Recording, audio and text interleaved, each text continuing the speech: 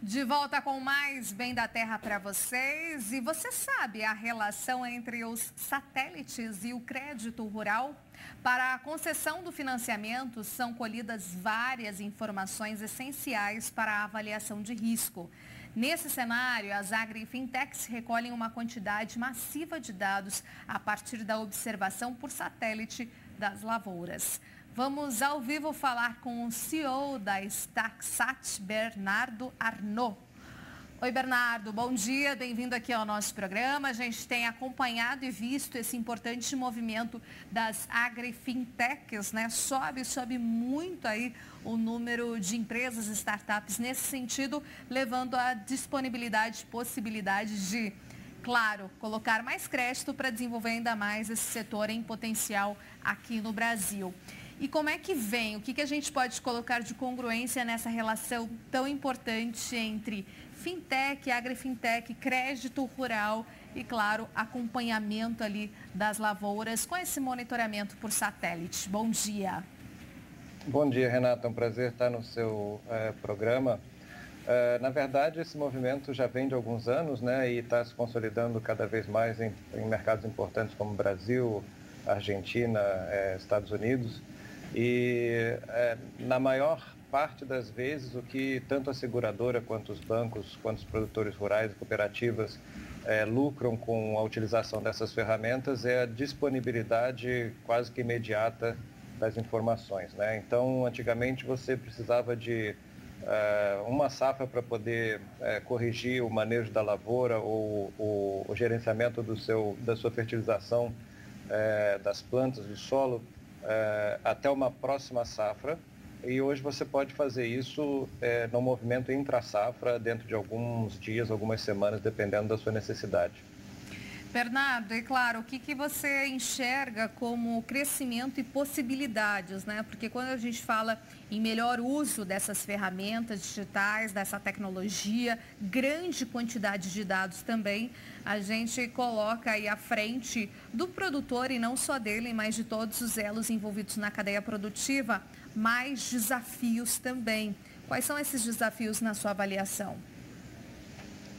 Na minha avaliação, quanto mais produtores rurais e propriedades têm acesso ao crédito rural, principalmente nesse momento de recuperação que vai ser levado após pandemia, nós temos aí uma necessidade de fiscalização muito maior, né? Uma escala que não pode ser acompanhada por contratação de mais agrônomos e fiscais, por exemplo, no Banco do Brasil, na Caixa, nesses bancos que fazem o crédito rural brasileiro. Então, você precisa ter instrumentos para fazer uma auditoria remota, frequente, das lavouras nessas propriedades que foram concedidas com crédito, né? Foram concedidas crédito. O Banco Central, inclusive, tem uma normativa que obriga os bancos que dão crédito rural a ter até 3 imagens, no mínimo 3 imagens por safra, para que se possa concluir que, por exemplo, aquele fazendeiro está plantando soja como quando ele se candidatou para ter aquela linha de crédito, né? Então, se ele não estiver plantando soja e ele mudar no último momento para plantar, por exemplo, algodão, ele está arriscado a perder, de acordo com a normativa, o crédito que foi concedido ou não poder ter, né? Ele tem uma moratória aí durante alguns anos de não poder ter mais linhas de crédito naquela instituição. Ótimo, então acaba tendo mais possibilidades aí de investimento e, claro, mas também tendo por parte aí das empresas toda essa segurança, né? Então é uma relação bastante importante de transparência e confiança, é isso? Exatamente, e como adição eu colocaria que nós temos um histórico disponível de dados de cada propriedade para até 4, 5 anos atrás.